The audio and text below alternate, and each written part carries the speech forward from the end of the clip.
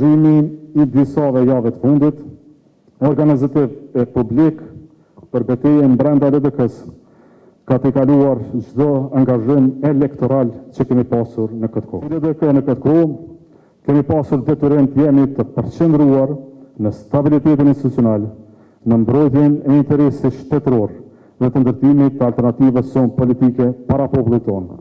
Vetëm këto dhe askund tjetër do tuaj të ishte fokusi ynë si lidhje demokratike Kosovës. Këtë fokus fatkeqësisht nuk e patëm, bëm veten sërish tim, sikur mos pajtoheshim me verdiktin e 31 janarit, që ishte verdikt me gjatë demokratik, sikur I natet e brendshme, karrierat individuale të jenë shumë më të rëndësishme se sa fati I përbashkët një antarësie të tërë. LDK nuk I ka pasur, nuk I ka borxh askujt një faturë të tillë. Më duhet të them me keqardhje shumë se angazhimi I disave jave të fundit, organizativ e publik për betejën brenda LDK-s ka të kaluar çdo angazhim elektoral që kemi pasur në këtë kohë. Shpesh pyes veten ku do të ishim si parti, sikur të angazhoheshim kaq shumë në zgjedhje nacionale. Sikur të gjitha këto kapacitete për mbledhje në shkrimesh, luftë mediatike, ndërtimesh, narracionesh fiktive, sikur të gjithë kjo energji do të drejtohej në fushat elektorale për LDK-n. T'jeni sigurt se as ky kuvend e as ai parati nuk do të kishin ekzistuar asnjëherë për LDK-n.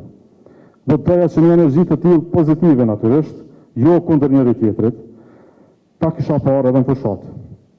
Por që në fushat refuzohet dhe pjesëmarrja në këshillin e përgjithshëm të partisë, të njëjtin që kemi ndërtuar vetë, të njëjtin që kemi respektuar vetë, të njëjtin që kemi votuar vetë. Dhe kur në fushat refuzohet pjesëmarrja edhe në kolegjiumin e degëve, të njëjtin që kemi ndërtuar vetë, të njëjtin që kemi respektuar vetë, të njëjtin që kemi votuar vetë. Kur në fushat refuzohet pjesëmarrja në betejën e partisë, e pas saj kërkohet përgjegjësi, unë refuzoj këtë logjikë. Ndjej vetëm keqardhje. Dhe në këtë keqardhje më duhet të ruaj edhe dinjitetin tim.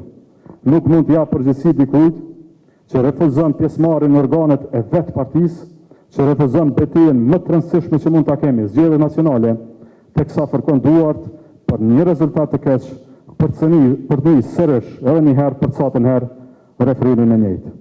Përgjegjësi jap vetëm atij aktivisti, atij veprimtari, atij delegati që ishte në terren secilën ditë. Ati që trokiti në dyrë, bildi qytetar, mbrojti LDK në çdo debat, në çdo studio, mbajti barrën e fushatës bisupe dhe nuk u dorëzua kurrë edhe atëherë kur rezultati I rënoi gjithë mundin për një herë. Atyre dhe vetëm atyre ua kemi borxh LDK-n, lakmitarëve të karrigave e pozitave vetëm për balljen vlerore deri në fund. Po ashtu duhet të them se jam thellësisht I zhgënjur dhe njëkohësisht I shqetësuar me gjuhën publike të zhvilluar nga disa gjatë javëve të fundit. Edhe betejë demokratike ka një standard, një bazë, një vlerë. I thon kulturë institucionale, diçka me të cilën jemi mburrur gjithnjë.